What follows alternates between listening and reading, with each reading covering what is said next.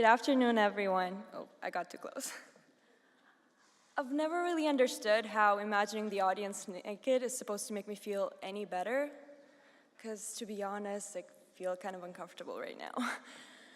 Having been to maybe 3 or 4 of these graduations at this point, I know for a fact that people hate long speeches. And I promise that I'll try to get to the point as fast as possible. Out of everyone here today, I think we, the 2019 graduates, deserve the biggest thank you. Great.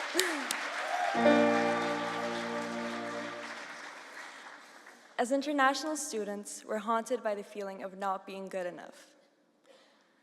Living in a foreign country creates that struggle of not knowing where home is or what it is anymore. There's that initial culture shock, the language barrier, and the constant homesickness. Sometimes what gets to you is a comment made by someone on the street or a look you get on the bus. But it gets better. How do I know? Well, we're all here now and we're ready to graduate. We'll live a life centered around our shortcomings, a life centered around things that we can't do. Not knowing English well enough, not getting that grade you've been wanting to get, not getting accepted into that university you've been waiting for. We take ourselves for granted, letting our failures define who we are. I want you all to take a second and think about how much you've accomplished to be here right now and be proud of yourself. Living in a foreign country, speaking a different language, not only speaking, but being educated in that language and graduating, that's not just something everyone does. It would be a lie if I told you my life in Colombia has been all sunshine and rainbows. At times, the school has made me angry. At times, it challenged me. But for the most part, I was glad to be here.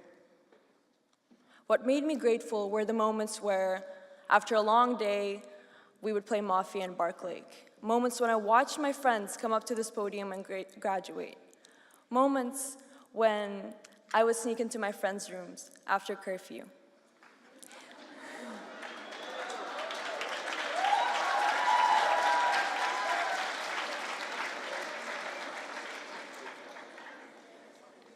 All these little fractions of happiness came together to form a bigger picture to which I look back and say, I am glad that I came to Colombia. And if I had to make this choice again, I would definitely do it again. You guessed it, this is the part of the speech where I'll be thanking everyone. I am the vote of thanks after all. My first thank you goes to the people that prioritize our happiness. The student development staff. So can I hear a clap for them, please? I have never seen a group of people so dedicated and in love with the job they do. Thank you to my teachers who create that environment of enthusiasm of learning and make room for mistakes along the way. Oh.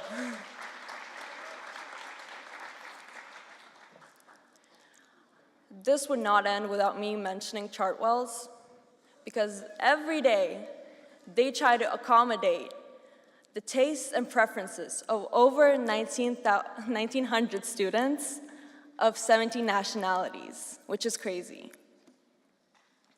And Colombia would not be Colombia if it weren't for the resident staff and the house parents who do their best to ensure that we live in the best conditions as possible.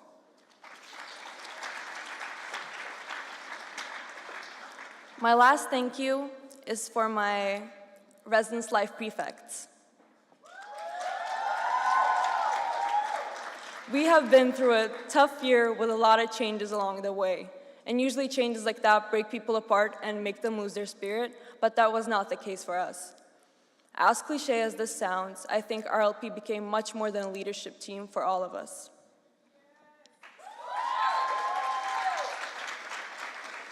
Let's hope I won't cry at this part. My mother has always told me that being independent and standing on your own feet is one of the most valuable things in life. I might have taken her a bit too serious and ended up here overseas at 15. My parents have kept my education as their top priority since day one, and I respect them for it. I could never imagine going through what they went through and being in their shoes. Because, to be honest, I don't think I'm strong enough to do that, so I appreciate that for them. So Mom and Dad,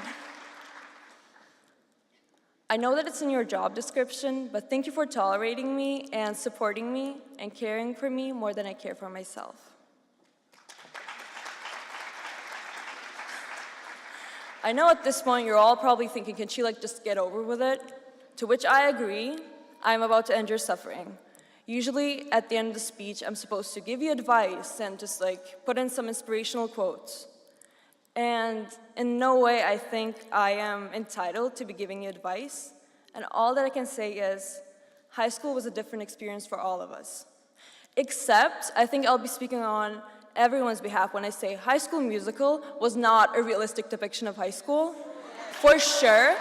I'm still so disappointed that nobody breaks into a dance routine in the hallway. That's very upsetting.